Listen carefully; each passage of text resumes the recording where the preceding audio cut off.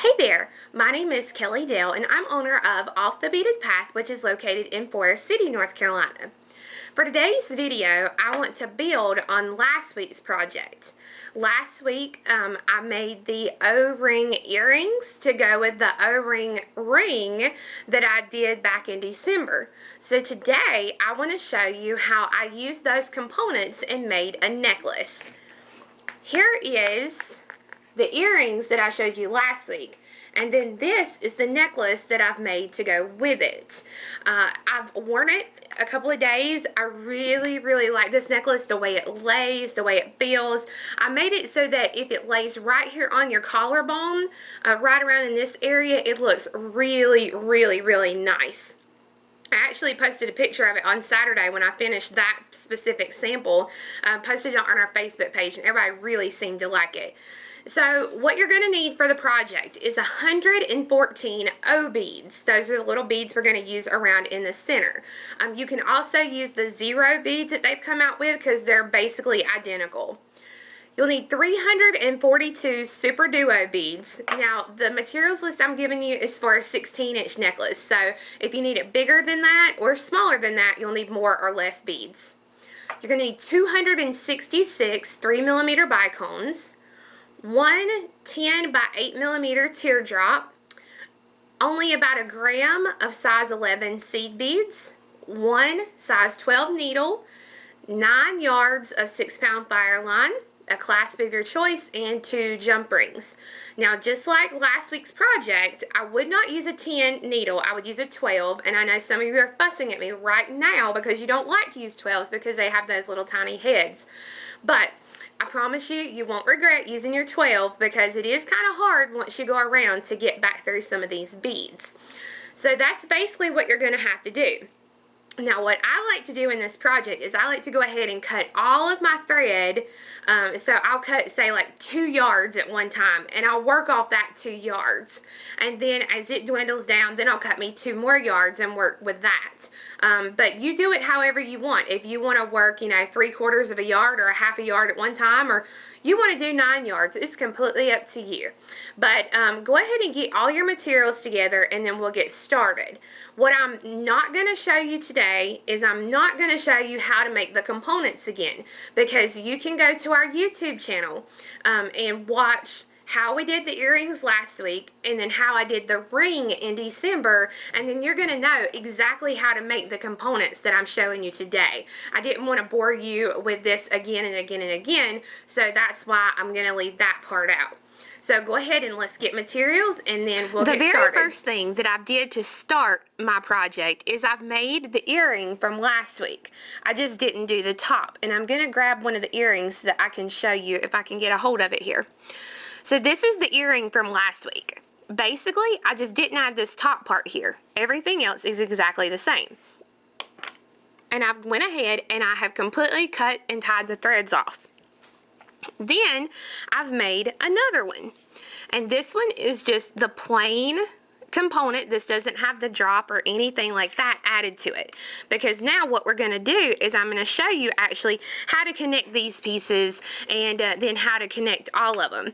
I had to teach a class earlier today, so what I did was I took and I just sat while they were working and worked on the components so that then I could show you how to connect them. And if you want to work on all your components and do it like I'm doing it, you can do that. The first one, I actually started with the center one, made the component, attached it, made the component, attached it. So completely up to you and what you want to do. When you make your next component, just your simple component, you want to go ahead and exit out of one of the little 3mm bicones here along the side. If you look at your centerpiece here for the necklace, you have your center crystal here at the very top. Then you have one on each side. And then we're going to be connecting here at these crystals here. So we've got the center one straight below our teardrop shape. We've got the ones next to it, and then these two right here are the ones we're actually going to be connecting to. So I'm coming out of a 3mm bicone on my component. I'm going to pick up one 3mm bicone, and I'll take the needle, and we want to connect it here. So I'm going to go ahead and I'm going to take the needle and I'm going to work it through that bicone.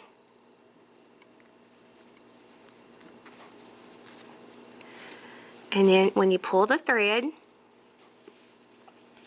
that will connect them like that.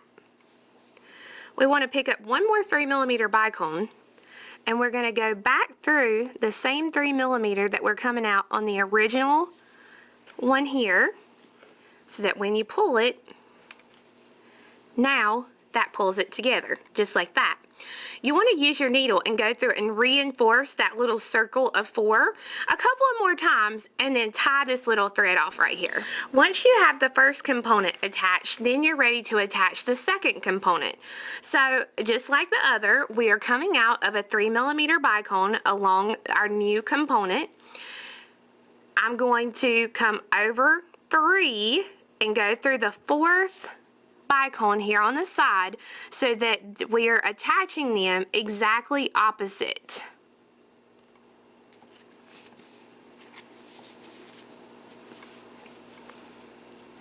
And then pick up a 3mm bicone and then go back through the 3mm on the new component, so that when you pull it, now they're connected exactly opposite from each other, and it'll give you the curve that you need for the necklace. So again, I'll go through and reinforce that circle again, tie this thread off, and then I'll be ready for a new component here at the top of each of these components. So I've gone ahead and went and attached a couple of more components here because I wanted to show you how exactly they'll attach. They'll attach the same exact way that we attached these first two to the center, but on these others, basically from where you're attached, you're going to attach exactly opposite. So you'll count 5. 1, 2, 3, 4, 5, and then attach at the 6th. Now that's how you know you're exactly opposite, because you've got 1, 2, 3, 4, 5 crystals here, and 1, 2, 3, 4, 5 crystals there. So they're exactly opposite. And at first I thought, well, do I need to offset them a little bit? But you really don't, because the way that the crystals lay, they really curve nicely no matter how you how it's done. So if you connect them exactly opposite like I've done here, you'll get a really nice curve in it by the time you get it done. You'll want to complete enough components that it'll go almost around your neck. You want to leave about 1 inch, because then we're going to add the closure. So go ahead and get all your little components made and connected, and then I'll show you how to attach the clasp. And I now have the complete length of my necklace finished. And all that I've done is here on the very end, when I finished each side, I've left the string attached so that I could go back and add my closure. What you'll want to do at this point is pick out your favorite clasp. I like to use a toggle, but it's whatever you want to use, magnetic, anything. And the first thing that you'll want to do is you'll want to be sure and exit out of the 3mm bicone that you right opposite from where you connected it. Once you exit from that one, then you're ready to go. Normally what I like to do is pick up 6 seed beads and just make the little circle and connect the toggle loop to the little seed bead ring with a jump ring. But I'm going to show you a little bit different way to do that. On this side, I'm going to attach the bar. So I'm going to use a size 11 seed bead, and I'm going to pick up 4 11s, my toggle bar, and 4 11s.